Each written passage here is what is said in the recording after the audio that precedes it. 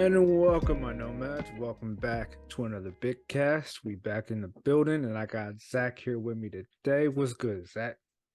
Hey, I'm good, man. How you doing? Doing good. So, Zach, what's been on your mind lately, man?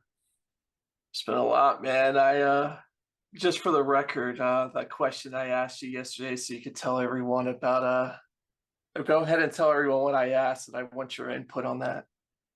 So, you asked me about what I thought about the whole FTX Sam Bankman-Fried situation, and would they do this as a film or a TV series? Yes. What do you think? So, at first, when I was because I didn't really know anything about it. When I started looking into it, I was like, yeah, this could be like a nice like 2.5 hour movie, you know. And what's his name? Schwartzman, what's his name? Oh, Ben Schwartz. Ben Schwartz. He could play SBF, and it would Yeah. be like a nice. See, at first I was thinking like a nice movie, like kind of like Vice, or you ever see that that George Bush movie starring oh, I Tommy can't Lee think. Jones. Was it No, Tommy Lee Jones? Oh no, Josh Brolin. Josh Brolin. Yes, Josh Yeah. Brolin. That thing was hilarious. Yeah, yeah. No, absolutely. I I was thinking of something like that, but then because it's been like a week, and the deeper I dive into it, I'm like, there's a lot oh of stuff dude, here, man. it's the great thing is, I'm going to give everyone kind of like a lowdown, a Oh quick yes, 5 minute of the last 5 minutes of what it is in just a minute. But you can't think of something greater in terms of a story than this, and you don't have to make it up because it's wild. you have criminal fraud and enterprise throughout the entire thing, right? You Yes, got you got a polyamory sex cult mixed in there. You got people on yeah. the run, you don't know where they're at. Like all of this combined with, like every Wall Street movie you've ever thought of. It's just a perfect culmination of everything. I And, think this is I wild, more wild than Wolf of Wall Street would be. oh no, it is. And I wrote things down. So for people who don't understand, who've been living under a rock about what happened with FTX, last 6 months or so has been kind of like a collapse of how we see crypto. Because the last 3 years, I feel like people have been getting into crypto more on a retail, level. Like you Right. would buy coins here and there. You would just think, okay, if I hold on to it, it's magically going to go up in value without understanding why it's going up in value. Yeah. You know, so I'll give you guys kind of like a quick timeline and what happened. So FTX started because Sam Bankman-Fried, we're going to call him SBF, started a hedge fund called Alameda Research back in 2017. And his whole idea was to revolutionize crypto trading with it. He started this all in the Bahamas, where, well, he didn't start this in the Bahamas. Let me pull back. He started in Hong Kong, and Hmm. Hong Kong officials were saying, this isn't legal because we have no way to register any of the securities, which i.e. crypto coins, as a way for us to tax it. So he went from Hong Kong to Singapore. Singapore pretty much told him the same thing, told him to jet out. United States, there wasn't even a chance in the world that he would have something like this United States, because you know how Uncle Sam is. We need to find a tangible way of taxing something, and there's no clear guidelines on how to register crypto. Right. As much as we talk about controlling and having some kind of regulation on it, which sounds great, but how are we even going to define what this is if we're not going to even have a path forward to register it as a security? So this is how he started, right? He founded Alameda Research in 2017, which was pretty much the preamble of all of it. FTX was founded in 2019. FTX was in the Bahamas, right? Hmm. So, and then he did FTX US shortly after that. All right, and then at this point, he gets most of his liquidity from coins called Serum, Solana, and FTT. FTT is FTX's tangible token, or I like to call it an air token. Some people call it a shit token. Serum, as you know about Serum and Solana, quickly dropped to nothing pretty fast, relatively recently after the debacle, what happened over the summer with Terra Luna, which is a whole nother thing. And then about last year, he got about a valuation of $18 billion. All right. And you probably have seen the Super Bowl ads for FTX, the arena that the Miami Heat used to play in. It's no longer FTX. I don't know what it's called now. Larry David, Tom Brady, think of whatever celebrity you Yes. can think of. They're involved in this, and they're getting a break suit off of them right now, which adds even more to the mystique of this. Yeah. Binance founder, who is Changpeng Zhao, Binance is the largest crypto exchange on the planet. They were initial early investors in this, and they pulled out just a little bit ago as well. So everything started over the summer, right? The collapse started around May when Terra Luna, Quan Do, his whole thing depegged. People lost billions of dollars overnight, and this is what really started the whole collapse of everything. And then you triggered companies like Celsius, BlockFi, and Voyager all went under as well. Voyager ended up getting bought by FTX, which created more of an issue because the money that FTX has is just made up, and it's backed by crypto, which is just completely made up. So FTT was the main So here, I'll give you like a quick explanation of it. So FTT was made so he can find a way to secure loans from other outside investors or banks, and use that as collateral to get these massive loans. So let's just say he had $1 billion worth of crypto. Banks aren't going to give you 100% of what is perceived value for your crypto. They need to have some kind of proof that your crypto is actually worth something. So there needs to be proof of trades and exchange, or some kind of way where there has to be a paper trade value, right? Right. He didn't end up getting any of that. So he ended up borrowing against the money that he raised through FTX. So people like you and I, if we had FTX, we bought in. He used that money as a loan and pulled all that in, and then he borrowed against himself. One, that's already illegal as it is because you can't do that. All right. Didn't he So use his own bank to do that? how did he? Didn't he use his own bank to Yes, do that? it's FTX. FTX is the own Yes. bank, right? So he Alameda or pulled, something like that. Yeah. right. Alameda Research was the hedge fund that was pulling all these risky bets. He used FTX as a front to fund that research, right? For all the risky bets. So he, after all these banks pretty much tell him no, he gets his own money from raising from himself. So if you go into like Binance or other crypto exchanges, they're going to charge you fees, right, for any time you buy coins or you sell it, because that's how they make their money. It's like it's no different than a stock exchange. Right. He pretty much was offering next to nothing in exchange fees because he wanted you to come on the exchange hoping you would put a lot of money in so he can use that as a reason to pool more money and borrow against himself, knowing flat out that he had no way to pay this back. Once he was able to generate enough liquidity and backing from this, other investors saw that he had enough money, so they piled in as well, which makes no sense because you have hedge funds like BlackRock, which is the largest portfolio on the planet, when they have trillions in assets, gave him billions of dollars without asking for board seats. Because typically when you give someone money, right, company to company, and you give them lots of cash, you would want to have some kind of accountability of where that cash goes, how it's spent, how you're going to get it back. So your exchange of board seats to show that accountability, which didn't happen. I don't know how this happens or why. There's no explanation of this, which is quite fascinating.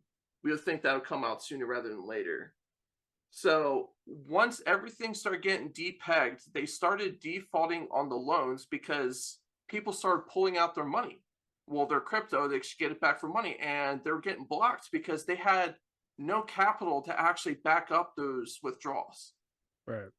So he used the money, he put it off into an offshore thing for his own personal family trust, along with Alameda Research, which ended up, and he tried to roll all of this into bankruptcy protections, which how are you going to do this when there isn't any kind of backing to begin with? So once they declared bankruptcy, which was last month, um, this all started because of leaked financials from Alameda about showed unethical relationship between FTX and Alameda. And that's when everything started falling apart more. Binance sells their stake in it, which is their largest contributor. They want their portion out, they get that. So now they got to raise more money to cover that because they don't have enough money to cover all the withdrawals. And just to keep this in mind, right? Let's just say November 2nd, the FTT token is worth $26. Within a week, it's worth $6. So imagine buying Amazon at $100 a share, and literally the next week it's worth $5. That's what happens. Dude. So you can see when you have something that happened that fast, there's usually something, there's the explanation for it, right? So November 10th, Alameda shuts down. November 11th, FTX and subsidiaries declare bankruptcy. The 13th, Reuters reports that FTX cannot account for $1 billion of funds, which how do you lose track of $1 billion? Because they're using some kind of wanky Google spreadsheet way of accounting for billions of dollars. So when you're saying all this stuff, and that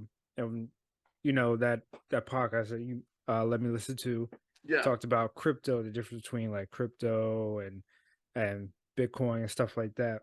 And I'm looking at crypto and I'm like, and I'm hearing what Sam Bankman-Fried did and how he, I would say, manipulated people into buying his tokens, I guess, if you could say manipulated. Yeah, definitely take them for a ride because you got to think of it. That's why you get those high profile celebrities because people are like, oh, Shaq's doing it, Steph's doing it, Steph Curry. You get all these guys doing it, Tom Brady. But, after a while, it's like, okay. I'm not a finance guy, but even if he came up to me and told me such and such, I would have been like, bro, come on, man. Like, I would have told him straight up, whenever people talk about this crypto stuff to me, I'm like, this is like Pokemon cards. No, it is. You're right. It's just out of thin air, right? And it makes the story even more compelling because he has a relationship with the CEO of Alameda Research, which is Caroline Ellison. And they have a polyamorous relationship. And everyone who's C-level in this organization is having a relationship with each other. Which is wild, man. And I'm just like, you guys are doing all this. You see her, she's unique. I'm not going to be mean. She's a unique looking chick. So I'm just thinking, like, you got this guy who has hair that is like Shaka Khan. You can see him from anywhere. It's just, he looks like John Ralphio's hair. Yeah, no, it is.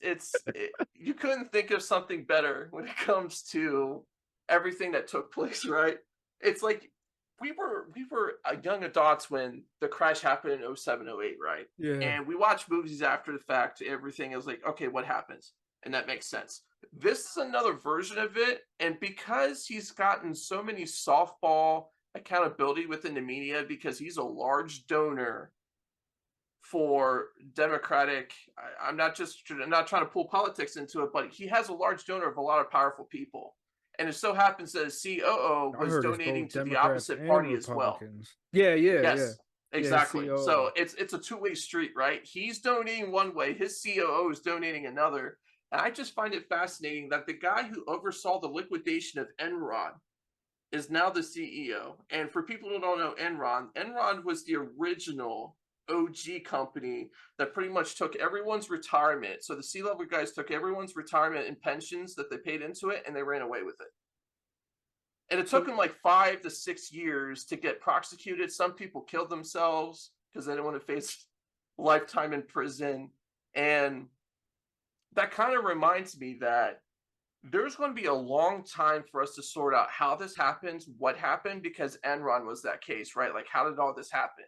You know what I mean? Like, this is going to be a Monday after the week, and people are going to look this over. and say, hey, why aren't people in jail? And this is when the stories are going to start coming out, you know? Well, yeah, not only the stories, you're going to see people fleeing, you're going to see people deleting themselves, you're going to see people, you're going to see accidents, quote unquote, of Oh, people, well, it and I'm his like, girlfriend's already in New York and is allegedly she was spotted and people are making this assumption she's going to cut a deal to like get herself immune to this. And it's like, as a and filmmaker, how do you put all this together? And right now, if you want to capitalize and make money, right, you got to do this right now. But if you don't even have all the facts, right, because what I'm saying is not substantiated all the way. This is just based on logic and fair assumptions with a lot of people who are in the game. Like, yeah, it makes sense. And surface level looks like there was a lot of fraud committed.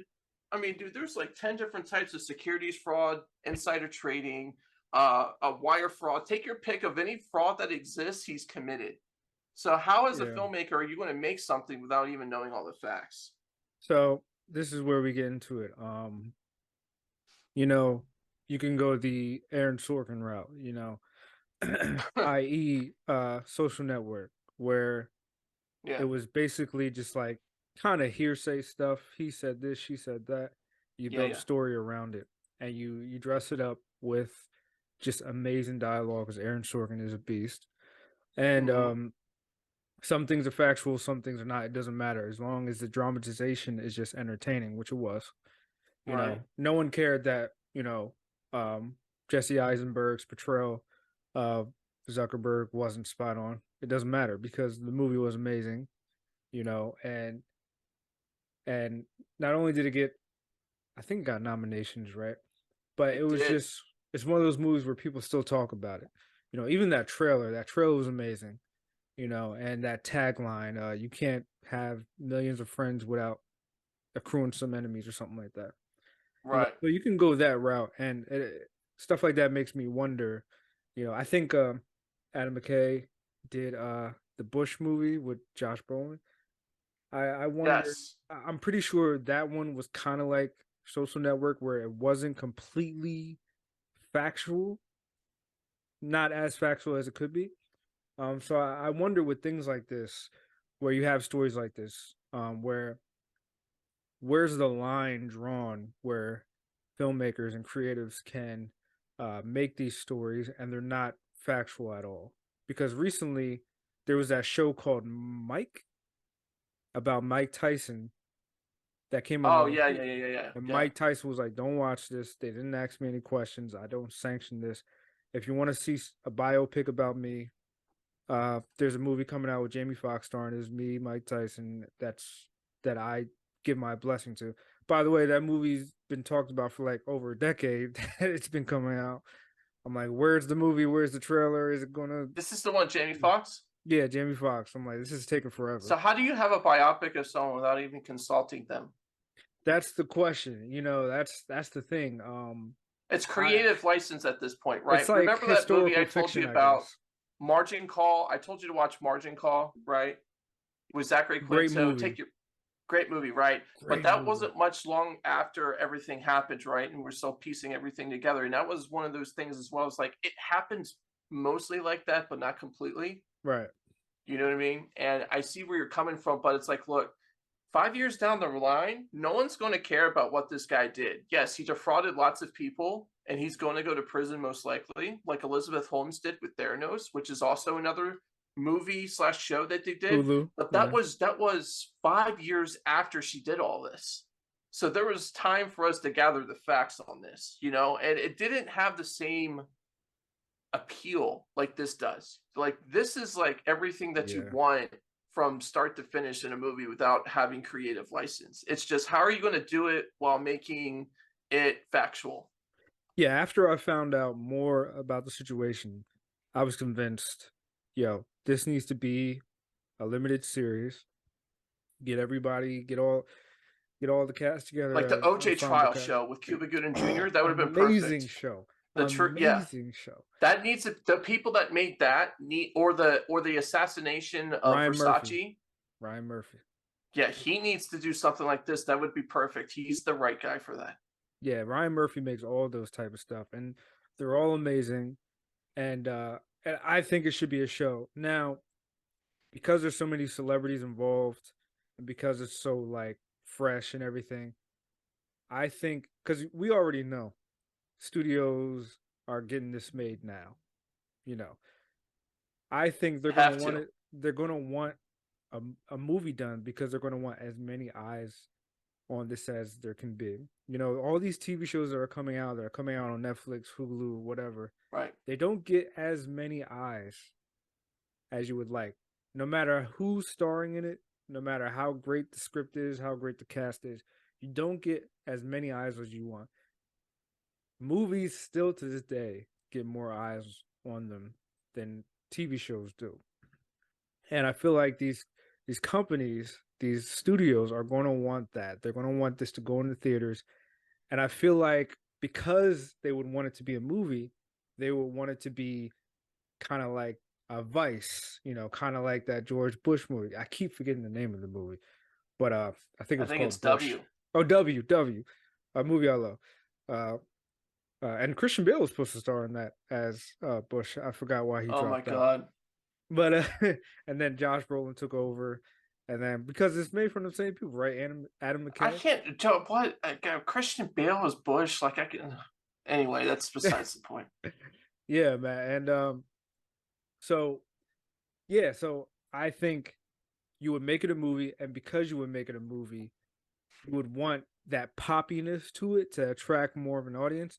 So it would be in the vein of W. It would be in the vein of Vice, you know, and not necessarily Social Network. That was more of like a straightforward drama. But yeah, you do want that poppiness, that the trailer. Everybody knows the trailer. You know that trailer where they just have like great cinematography, and it has like that Yeah. violin, and then it's like SBF. That could be the name of the movie, SBF or FTX or whatever. And yeah, it's definitely going to be a. I feel like Netflix has already got like a docu series in the works. You know, that's their bread and butter. That's what they do. To the point that I'm sick of seeing all these trailers for these stupid Netflix. Oh, this guy killed a bunch of people. This guy killed a bunch of people. This girl Yeah, killed her yeah. husband. Yeah, it's true crime. It's I'm over it. beautiful because this guy doesn't know how to shut his mouth and he's still talking, making it worse. Yeah, I'm You know, like, I feel like he's like he kind of it's like that guilty conscience where he's like, I know what I did, but I'm not going to completely admit it. And it's just it's dragging this along to where I mean, let's be real on something like this, right? The guy has the emotional maturity of like a 15-year-old. You know, the ability for him to take accountability for anything seems almost non existent, and it's making this even more spectacular. And how a human being who just seems like a bro in like a basement who just creates coins overnight and hype up its value to make it to defraud hey a guys, I good just made a portion. coin. You should check it out. You know, just go to my website. That's pretty much what it is. It's seriously, that's what it is. That's exactly what he did. He's like, this is, I'm going to make 10 billion of them and they're worth $20 each. And Yeah. that's all you did, you know? And And these it's like, people bought into it. I'm like, this is Pokemon cards we're talking about. This is like when I was a kid. I grew up, I grew up in a strict household. So oh, yeah. I wasn't allowed to play Yu-Gi-Oh cards, and everybody was playing Yu-Gi-Oh cards, and they were valuable as hell. So because I wasn't allowed to, I tried to get everybody to collect Dragon Ball Z cards and battle me. No one cared. I tried to get people to. There was a bunch of card games I tried that every Yeah, cartoon yeah. and anime had a card game. Absolutely. This is all that is. It's just Pokemon cards. It's Yu-Gi-Oh cards. It only has value because they're like, hey man, I made a card. Here it is. Check it out. It's like it's like the guy in that podcast you let me listen to. It's like, yo, oh, I'm sorry. W was Oliver Stone. It wasn't Adam McKay. I knew it was somebody else. But it's like the guy said. Like these people, when it comes to crypto, these people are just making their own coins, and then they're just like, hey man, it costs this much on this coin, and it's a security, so they can change any value they Oh, Michael want. Sayers with the Patrick Bet David Yes, podcast you listened to. and Yeah, I'm like, yes. who? Why would you buy into this way of think? It doesn't matter. Like I can make a coin tomorrow. I can make the Nomader coin and it costs $50. Like it doesn't matter. Like, and then I can change the value. I can change how much there is. These people are crazy. That's why I personally think it should be a limited series where you go deep into it, like Ryan Murphy style. I love his work. I love what he does, and I think you go into it this situation with Ryan Murphy. But I just know the studios are clamoring for that box office money, and they want the hottest people out. Like with this movie, do you think Ben Schwartz is big enough to get a You role don't like need to this? have someone big enough for this. That's the thing. Because look, Jesse Eisenberg was a nobody before Social Network. Yeah. Excuse me. He played the same. Well, he still kind of plays the He same still plays character. the same guy every time. It's just a Yeah, different iteration but of he it. was in And like lower budget films playing the same. Ben Like, Schwartz is known enough, though. It's like, yeah, he's Sonic. He's Sonic right now. So and he's yeah, that, and his improv comedy is great, but I feel like you not to don't need to mention have Parks and Rec. right, exactly. But you don't need to have someone who's big to draw the people together if you have a good production company and good writers to put all this together and make it make sense, right? Because how many good movies don't get any kind of marketing at all? True. Or shows or anything.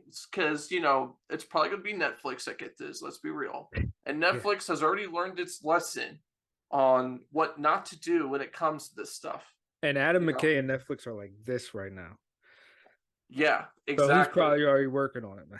But you don't need, the thing is, you don't need a lot of creative people to fill in the holes of this. This has more than enough. I got 2 pages worth of timeline stuff on this, dude. You know what I mean? Like you go from we're okay in 2 weeks to the next week we've lost $3.7 billion and we don't know where it's at. And you got to say it with a straight face to the Senate committee. You know what I mean? Like, how are you? I just want to see this committee. Maybe it's called Where's the Money? This is the only time I'm probably going to watch C-SPAN. I just want to watch this whole question, The because dumpster fire. all of these politicians are going to get their one-liners in, right? They're going to have a couple cute quips just to make it splashy, and I just want to be there for that. And they need to start making the show or the movie or whatever a little after there's government intervention, because I feel like that's the best part.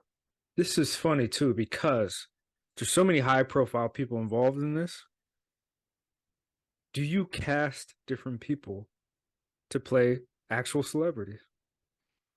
I told you this with Dave Portnoy, right? Because he tried to get SBF to have an interview with him. And as much as he despises that man, he was still going to make it fair, because he is no stranger to being treated unfairly when it comes to interviews. Right. So I know he's going to be very fair with it. He would have to play himself if he did something like that. Like, you can't cast someone who's not him in that scenario. But if you get if you get politicians involved, like Bradley Cooper, oh my God, Bradley Cooper as Dave Portnoy. Dave Portnoy needs or Shia LaBeouf. Shia LaBeouf, yeah, that too. He's got the nose. He doesn't know. He would play himself. He would be like Kevin Garnett and the Adam Sandler movie. He would just play himself. Now, how you would have many celebrities though. But if you have like a Larry David-esque, like, I don't know. The thing is, we don't know all the damage that's happening with these celebrities as well, like, and these athletes, right? Like, we don't know how much accountability they're going to be held on this too. I don't think anybody would want to volunteer to play themselves and in the most embarrassing moment in their lives. Let's be real. Exactly. Let's be real. Tom Brady's dealing with a divorce because he didn't know when to stop playing football when he's got nothing to prove. He's got a 500 record and he lost his supermodel wife, and now he's got to deal with this. Yeah. And it's also ironic because Larry David was in an FTX commercial for the Super Bowl saying, like, I'm going to skip out on all these things because I know what I'm talking about. And he actually buys into this. And it's like, that's kind of ironic. That was my biggest surprise. I'm not into this stuff, but when I saw him with that commercial, I was like, really, Larry David?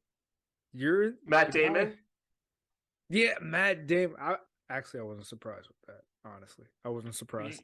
How many of these guys are going to fall on this sword before they get to him?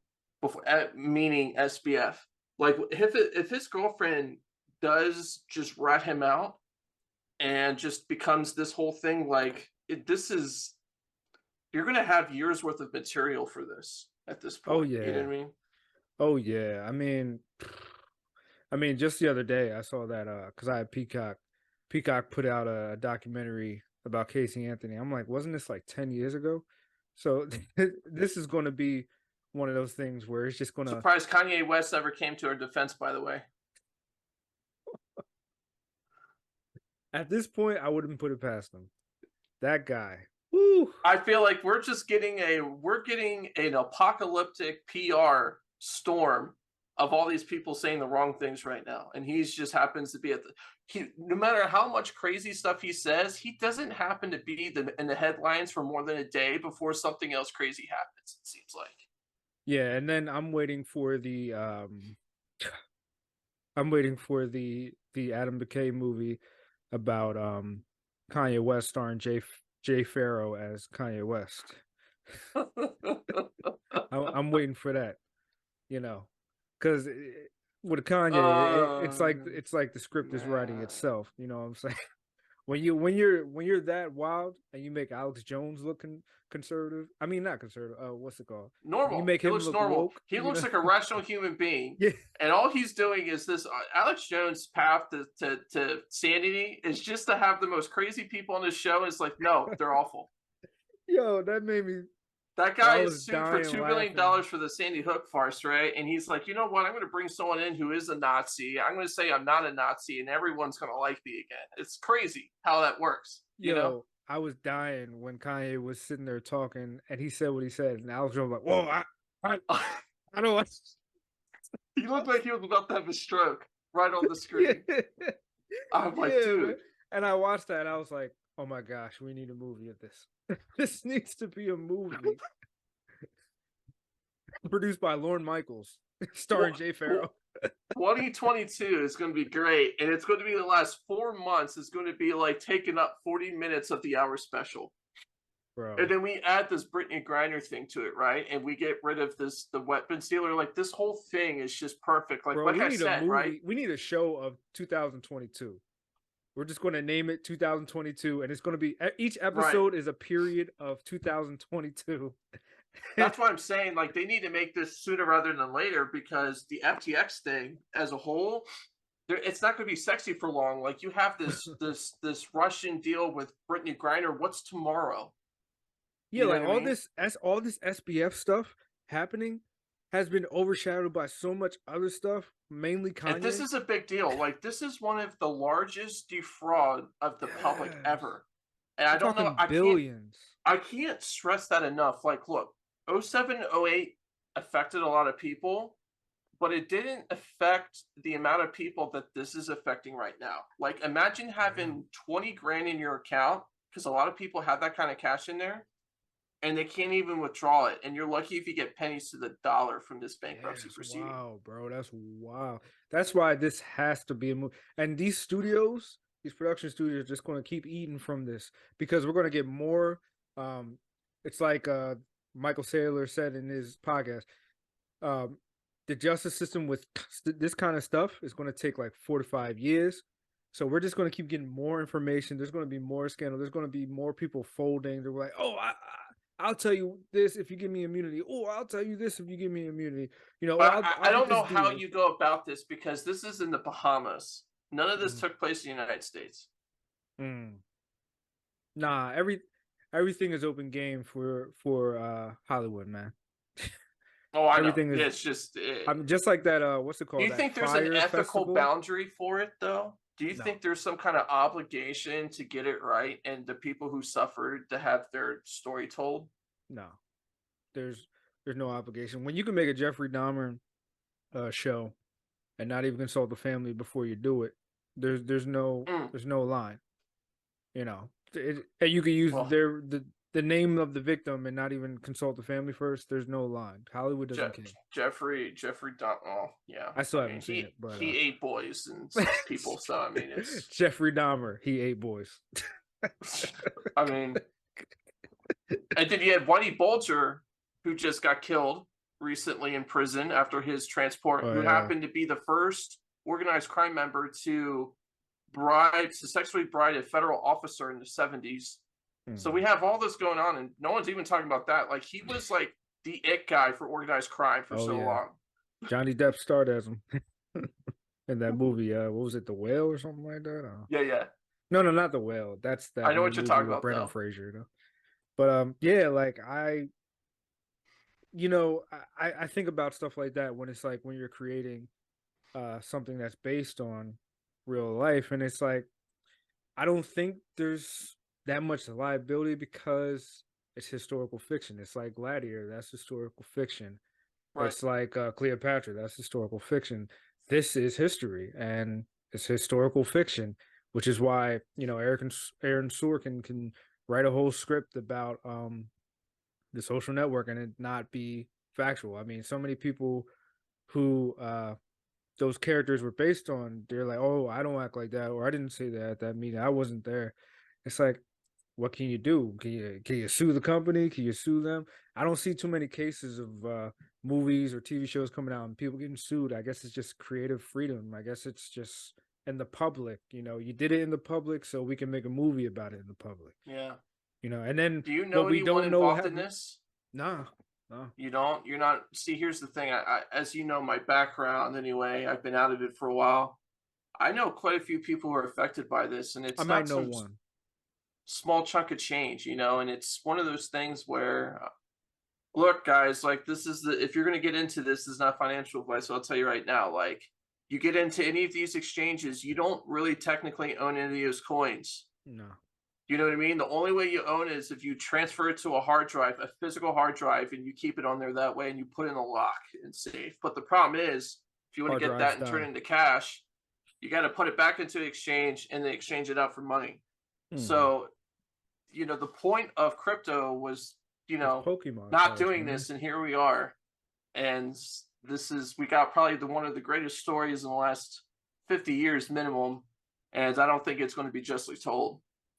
It's Yu-Gi-Oh cards, man. Yu-Gi-Oh, they give you a card, you have it in the game, and then they say, "Oh, that card's not valid anymore, it's banned." That's basically what these crypto security things are. It's why to this day I still buy Blu-ray discs because you don't own that movie just because it's on Netflix. It doesn't mean you own that movie. That's why I always buy my favorite movies on 4K Blu-ray disc. That's a lesson to you guys. So No, this was a good one. What do you think? Should it be a movie? Should it be a TV show? Let us know. The FTX story, the SBF story. Where's the money? That's the tagline. Where's the money at? hashtag. hashtag where's the money? All right, y'all. This was another good one. Be creative, my nomads. Peace.